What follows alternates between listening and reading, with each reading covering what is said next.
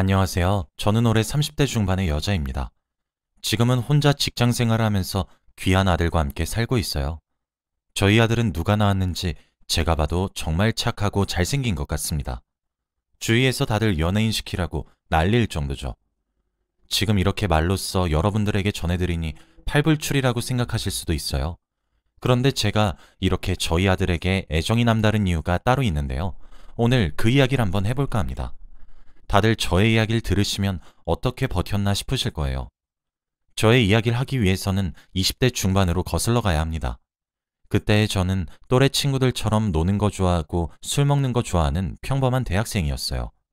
공부도 나름 착실히 잘했고 인간관계도 좋아서 사람들을 만나는 걸 정말 좋아했죠. 이제 하나둘씩 취업을 하고 직장을 얻으니까 저도 얼른 취업을 하고 싶었습니다. 그런데 그게 제 맘대로 되지 않더라고요. 취업이라는 것이 하늘의 별 따기였죠. 그런데 그렇게 삭막한 인생 속에서 하나의 오아시스가 있었습니다. 바로 제 남자친구였어요. 남자친구는 저보다 4살 많은 오빠였습니다. 대학교 입학했을 때부터 사귀어서 몇 년간 연애를 했어요.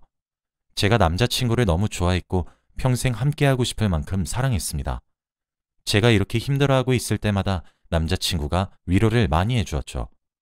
그런데 남자친구는 저보다 졸업을 더 일찍 했지만 취업을 하지 못했습니다.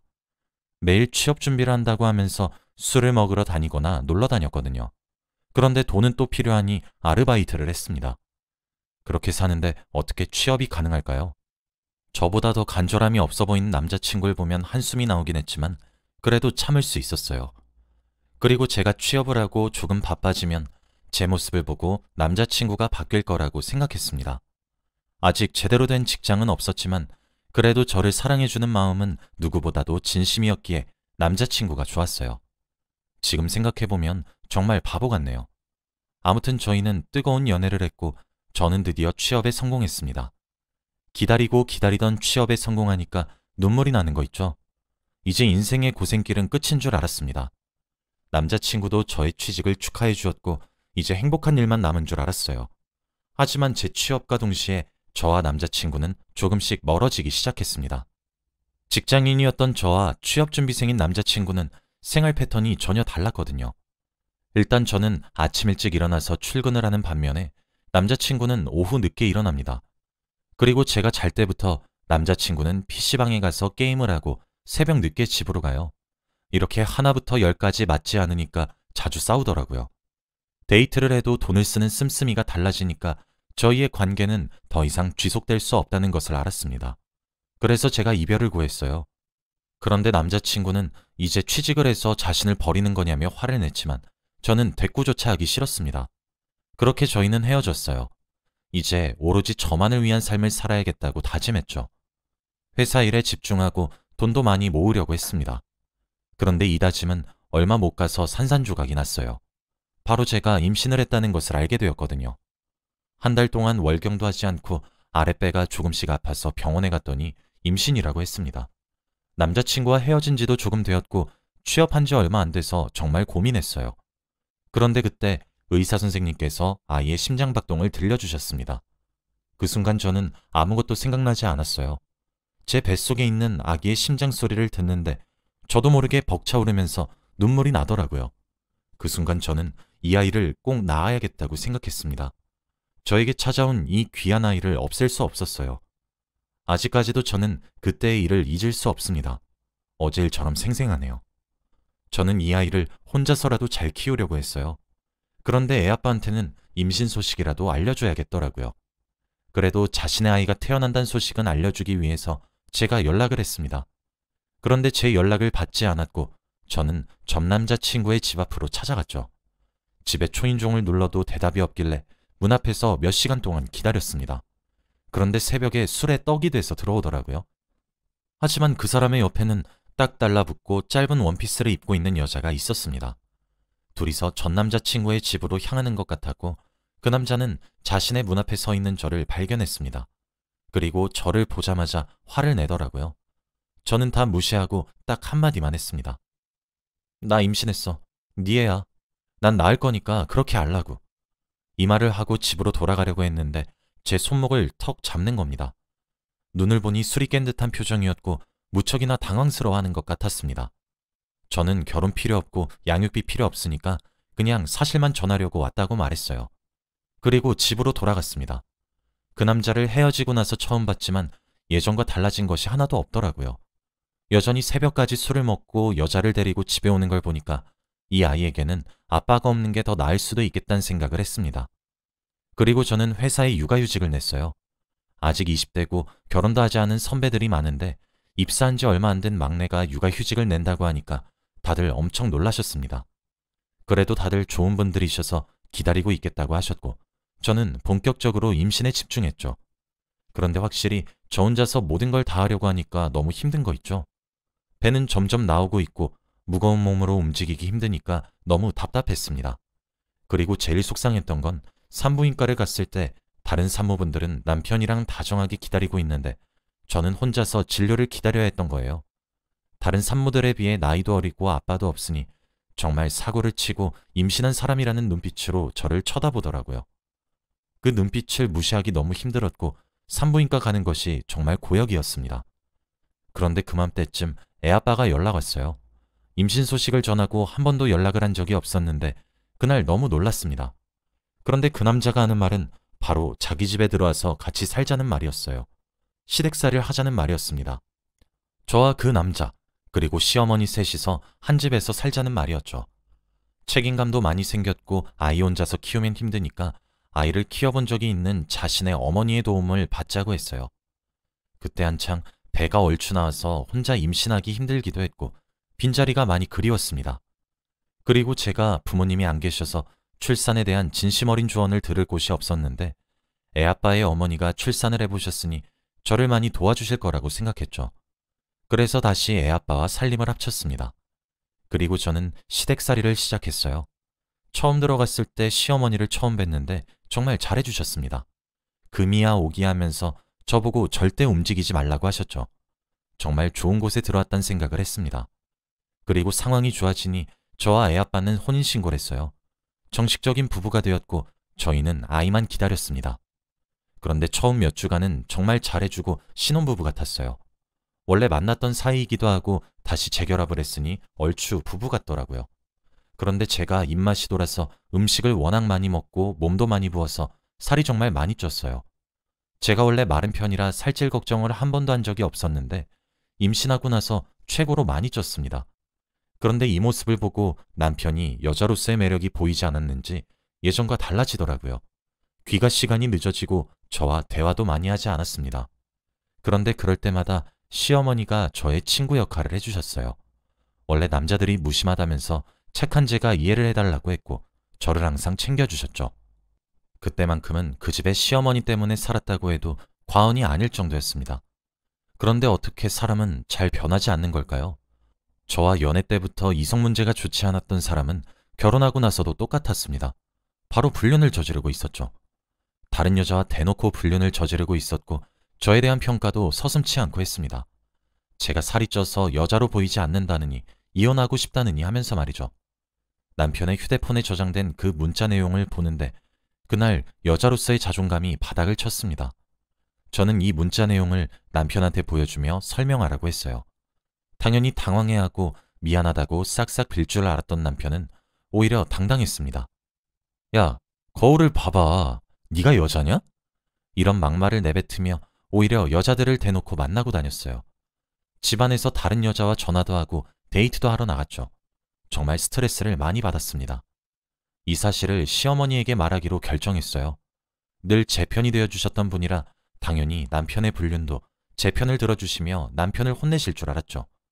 그런데 그날따라 시어머니의 표정이 굉장히 좋지 않았습니다.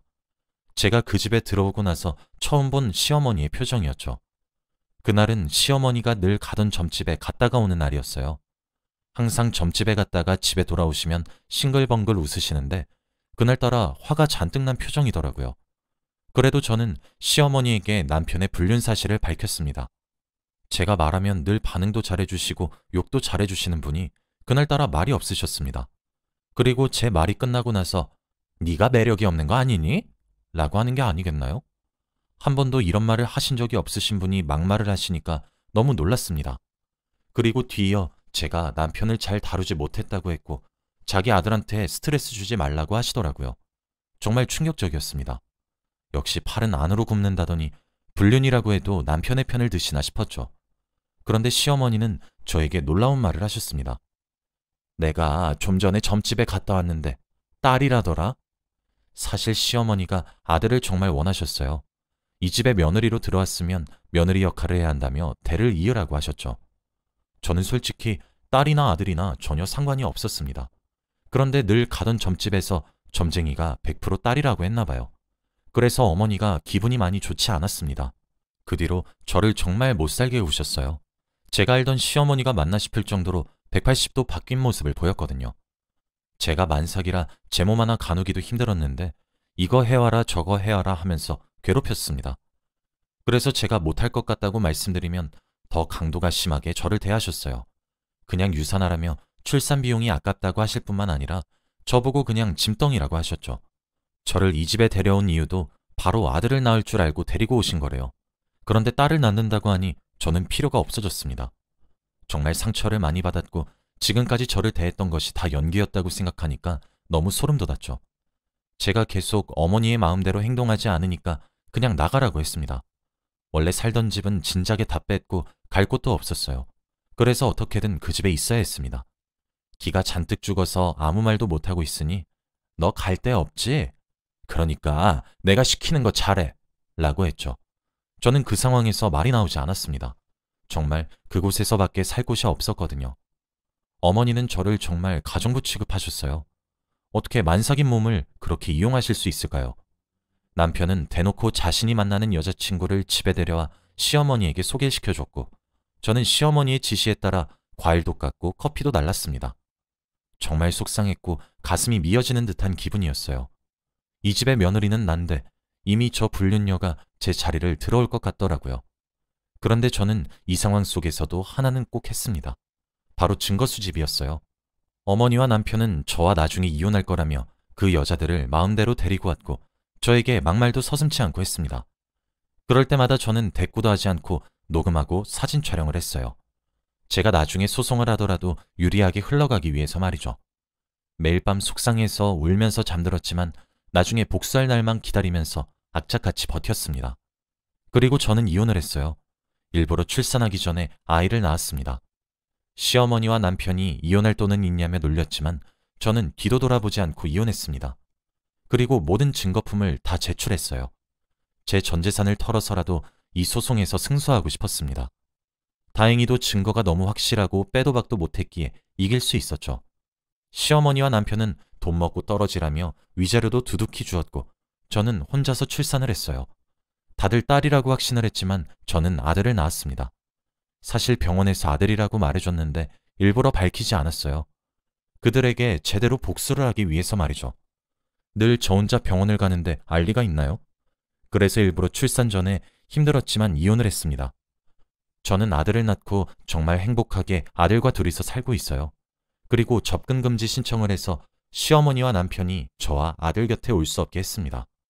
제가 아들을 낳았다는 것을 알고 시어머니와 전 남편에게 연락이 엄청나게 많이 왔어요. 문자도 오고 전화도 왔는데 다 무시했습니다. 그리고 제가 사는 곳은 어떻게 아셨는지 저번에 놀이터에서 아들과 놀고 있는데 멀리서 시어머니가 지켜보고 있는 겁니다. 저는 그 자리에서 바로 경찰서에 신고를 했어요. 시어머니는 저와 아들에게 접근할 수 없었기에 신고를 했죠. 그런데 시어머니는 알고 있으면서도 경찰에게 연행이 되면서 소리를 바락바락 지르셨습니다. 내가 저 아이 할머니야. 너네가 뭔데 날 끌고 가? 이런 말을 하며 경찰서에 갔고 저희 동네는 그 일로 난리가 났죠. 그래서 다들 시어머니가 저희 동네 근처만 와도 경찰서에 신고를 했습니다. 시어머니는 주위 사람들이 하도 신고를 하고 저희 동네에 오기만 하면 경찰서를 가니까 한동안 보이지 않더라고요. 그래서 이제 조금 포기하신 건가 싶었습니다. 그런데 이제는 전 남편이 저희를 찾아왔어요. 저희 아들이 유치원을 다닐 때였습니다. 제가 회사를 다녀서 저녁까지 아이를 유치원에 맡기고 퇴근하고 나서 데리고 가요. 그런데 어느 날 저녁 아들의 유치원 선생님한테서 전화가 오는 겁니다. 그래서 전화를 받았더니 갑자기 대뜸 경찰서래요. 혹시 아들에게 무슨 일이 생긴 건가 싶어 급히 반차를 내고 경찰서로 달려갔는데 그곳에는 바로 전 남편이 있었습니다. 저를 보고 어쩔 줄 모르는 듯한 표정을 짓더라고요. 그리고 아들은 저를 보고 달려와 안겼습니다. 저는 이게 무슨 상황인가 싶어 경찰에게 물어봤더니 대답은 충격적이었어요. 바로 전 남편이 제 아들을 데려가려고 했답니다.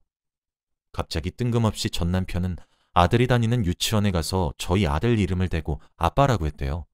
그런데 유치원 선생님과 제가 친해서 아빠가 없다는 것을 알아요.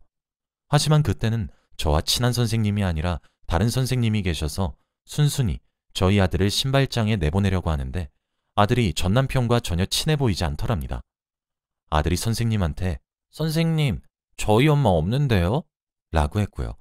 그때 무언가 이상하다고 느낀 유치원 선생님이 저와 친한 선생님을 불러 상황 설명을 했고 아빠가 없다는 사실을 알았다고 합니다. 그 순간 전 남편이 무언가 잘못되었다는 것을 느끼고 아들의 손목을 잡고 무작정 데리고 나가려고 했대요. 그래서 선생님 두 분이서 끝까지 아이를 붙잡았고 아들 손목에는 피멍이 들었습니다. 유치원 CCTV에 녹화된 전 남편의 만행들을 보는데 정말 피가 거꾸로 솟는 기분이더라고요. 경찰들도 이 정도면 큰 사건이라고 했죠. 전 남편은 미안하다며 아들이 보고 싶어서 그랬다고 했지만 저는 그 말이 더 화가 났어요. 저는 절대 합의를 해주지 않았죠. 아들은 그 아저씨 무섭다며 전혀 아빠라고 생각하지 않았습니다. 저도 아들에게 절대 알리지 않았고요. 어떻게 이런 짓을 할 수가 있나요? 아직도 그때만 생각하면 눈물이 앞을 가립니다. 아들은 그 이후로부터 트라우마가 생겨서 낯선 아저씨들을 무서워해요. 같이 마트에 가도 아저씨들은 피해 다니는데 제 탓 같아서 미안합니다. 그 일이 있고 나서 두 사람은 저희 곁에 오지 않아요. 혹시 모르죠? 어디 멀리서 지켜보고 있을지 말입니다. 정말 소름 돋고 무서운 사람들이죠. 지금은 이제 나이가 조금 들어서 아들도 벌써 청소년이네요. 가족관계 증명서를 떼면 저와 아들밖에 나오지 않는 게 정말 행복합니다. 앞으로 남은 생에도 그 사람들은 절대 마주치고 싶지 않아요. 이렇게 복수를 하니까 너무 통쾌합니다. 저의 이야기는 여기까지예요. 들어주셔서 감사합니다.